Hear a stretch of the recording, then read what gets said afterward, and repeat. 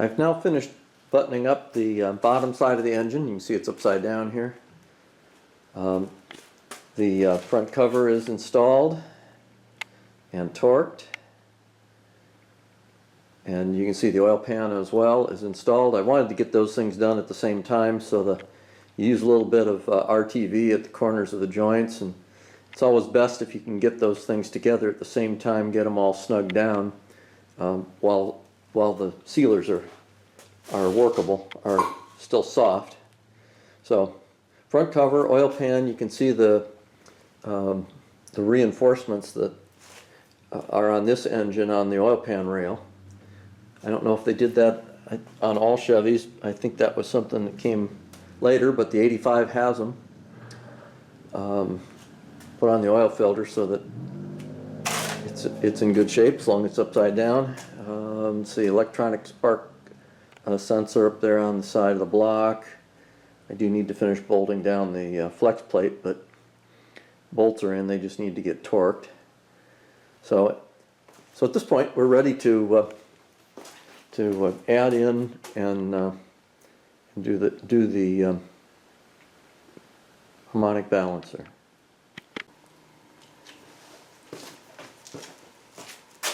So as we start, get the balancer installed, I put the front cover on without putting anything on the seal. Oil sometimes works. I'm not going to have this running for a few weeks probably, so something I learned in the transmission shop years ago is to use petrolatum on seals. It's a good assembly lube for transmissions. I think it works pretty good for engines too. It just dissolves. It's not a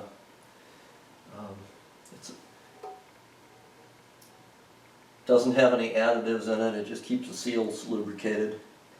And you want to have something on the seal before you get the balancer in there and start it up dry.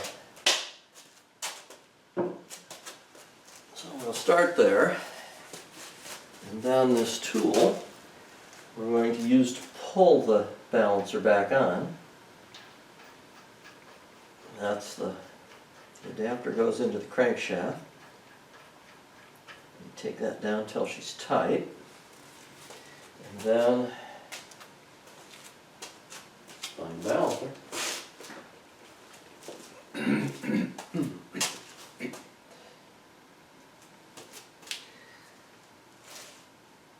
locate the key, which you have to have the key installed in the crankshaft. That's already in place. And there's a little light here just to make sure that we're in the keyway. It appears that we are.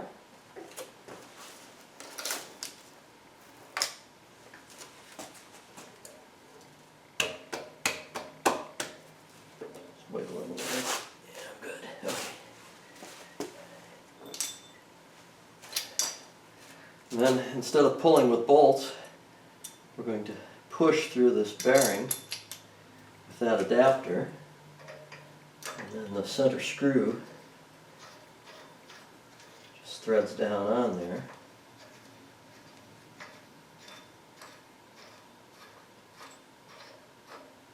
Okay, and that's solid. Now we really want to make sure this goes on nice and square. All right.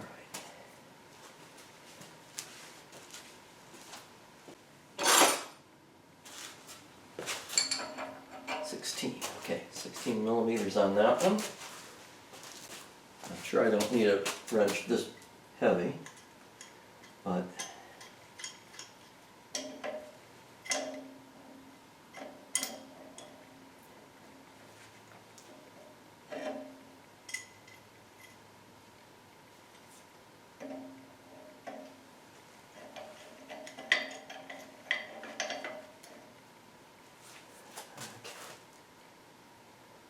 should just be able to rotate this guy around.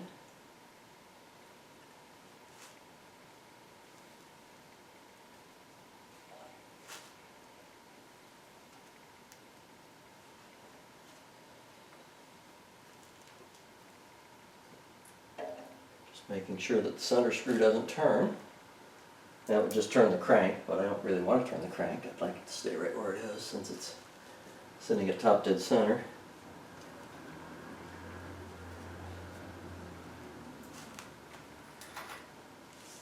Move the engine stand.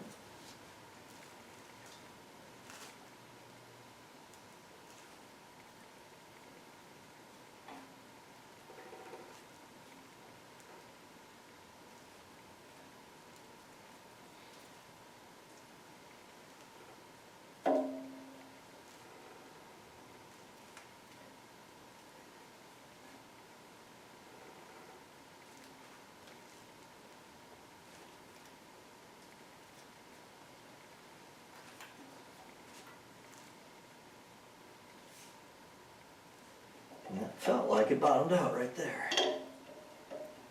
Second bite on it here. Yeah, that's as far as she's going to go. So that's good. One more. One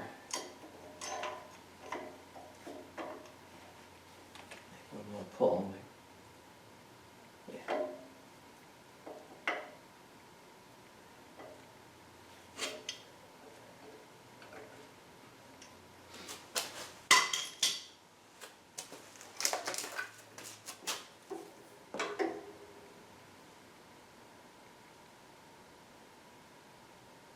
Yeah, that looks pretty darn good. Looks like it's in place.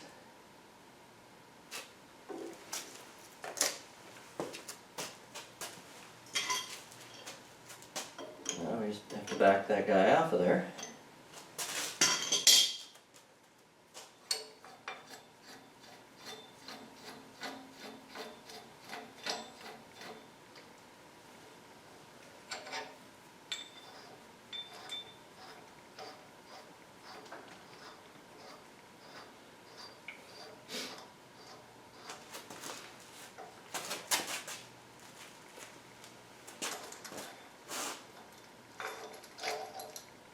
Takes that one. There's the adapters. There's the one for the crank, which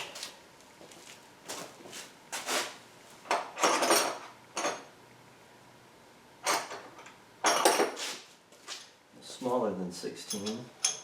There it is, 12 millimeter. And make sure that's, when I put it in, it was all the way screwed down to the bottom of the crank, so all the threads in the crank were getting used. And then we pull that guy out.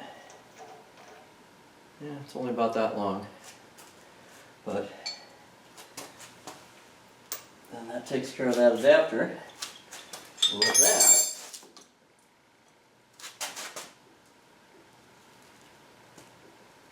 it looks to me like we're back in at the same depth we were before. There's, you can kind of see inside the marks where it was down before.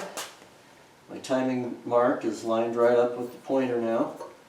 We're sitting there at 0. So that's all good. Now I can get the crankshaft bolt and torque it up to, I believe it's 65 foot-pounds on this one. And we'll torque the bolts on both ends. But I'm just about ready to probably put on this plate. And I'm just about ready to roll it back topside and work on the other side.